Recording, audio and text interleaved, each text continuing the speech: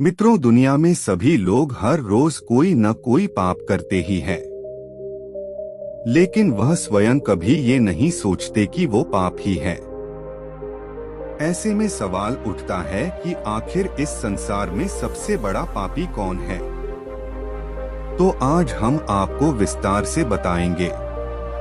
नमस्कार दोस्तों, आपका स्वागत है आपके अपने चैनल ड्रीम स्टोरी पर। इस बात का उत्तर हम आपको एक कथा के माध्यम से देंगे।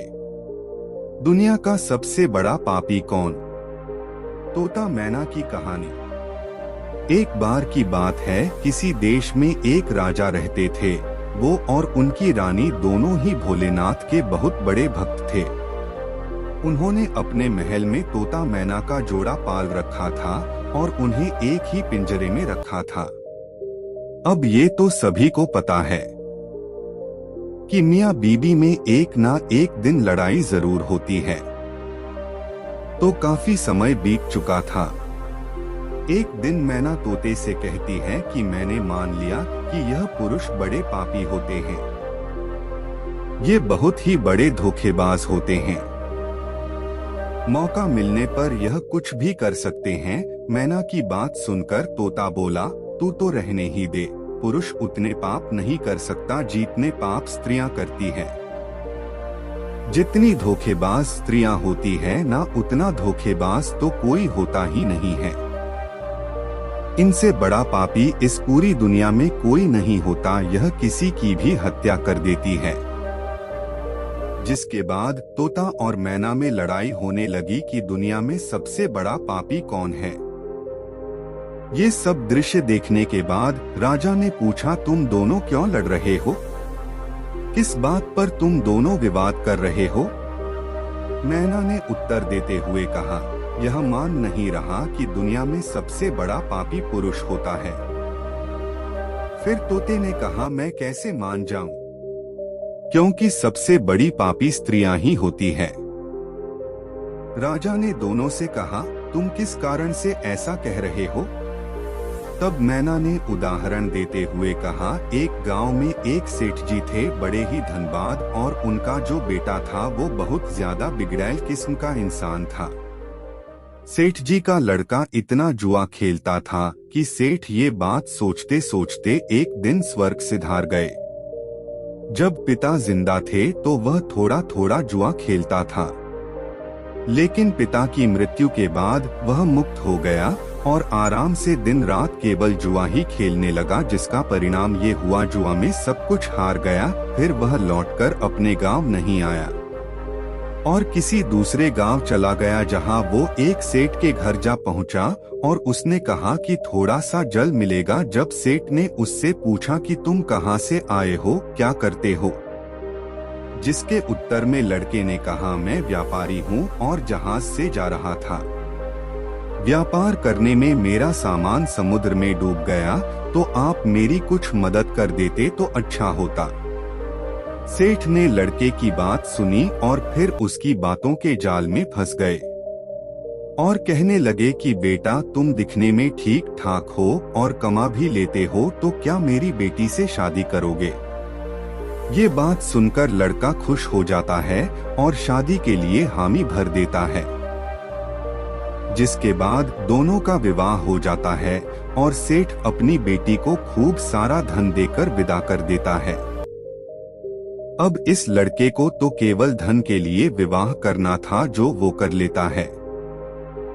विवाह के बाद वो लोग जा रहे होते हैं तो रास्ते में एक जंगल पड़ता है। तब वह लड़का अपनी पत्नी से कहता है कि देखो, हम लोग जंगल से गुजर रहे हैं, तो कोई भी चोर तुम्हारे जेवर चुरा सकता है। तो ऐसा करो कि तुम अपने सारे जेवर उतार के मुझे दे दो।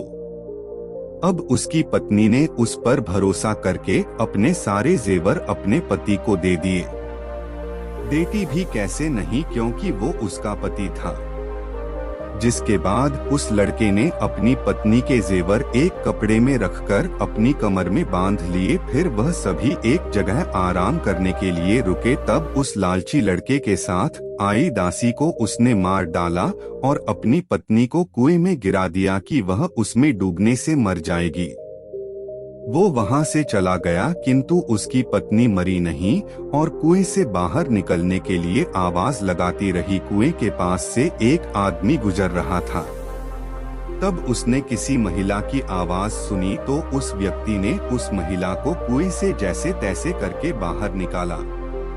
कुएं से बाहर निकालने के बाद महिला ने अपनी सारी जानकारी उस व्यक्ति को दी, जिस पर उस व्यक्ति ने महिला को उसके पिता के घर पहुंचा दिया। घर पहुंचने के बाद महिला के पिता यानी सेठ जी ने पूछा, क्या हुआ तुम्हारे साथ? अब क्योंकि वो स्त्री पतिव्रता थी इसलिए उसने अपने पिता से झूठ कहा और बोली, पिताजी जंगल में कुछ चोरों ने हम पर हमला कर दिया था और दासी को मार दिया, मुझे कुएं में धकेल दिया और पति का कुछ नहीं पता। बेटी की बातें सुनकर सेठ जी बोले, चलो कोई बात नहीं, भगवान सब सही कर देंगे।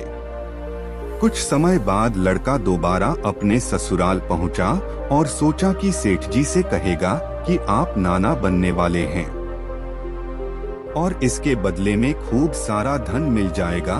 लेकिन वह जैसे ही अपने ससुराल पहुंचा, उसकी मुलाकात उसकी पत्नी से हुई, जिस पर उसकी पत्नी ने उससे कहा, मैंने पिताजी को ये सारी बातें बताई हैं, तो आप भी यही बता देना।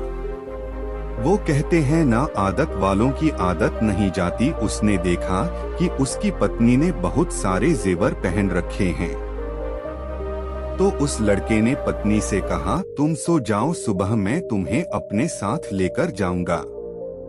रात हुई और उसने अपनी पत्नी का चाकू से कत्ल कर दिया तथा सारे जेवर लेकर चला गया।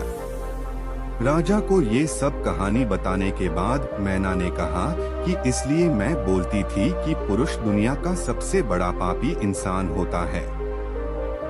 उसने अपनी पत्नी को मारा और सारा सामान लेकर चला गया। मैना की ये बातें सुनकर तोते ने भी राजा को एक कहानी सुनाई, जिसमें उसने स्त्री के चरित्र को लेकर बात की थी। दोनों की बात सुनने के बाद राजा बोले, इस बात का उत्तर मैं देता हूँ कि कौन सबसे बड़ा पापी है।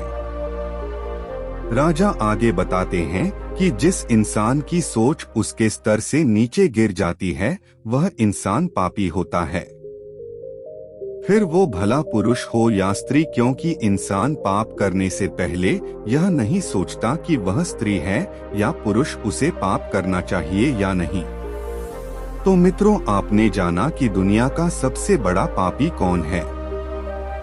अगर आपके आसपास भी कोई इन्हीं में से एक है तो कमेंट करके जरूर बताएं। आज के लिए बस इतना ही। हम उम्मीद करते हैं कि हमारी इस कहानी के जरिए आपको कई सवालों के जवाब मिल गए होंगे। अगर यह कहानी पसंद आई हो तो उसे अपने दोस्तों के साथ जरूर शेयर कीजिएगा।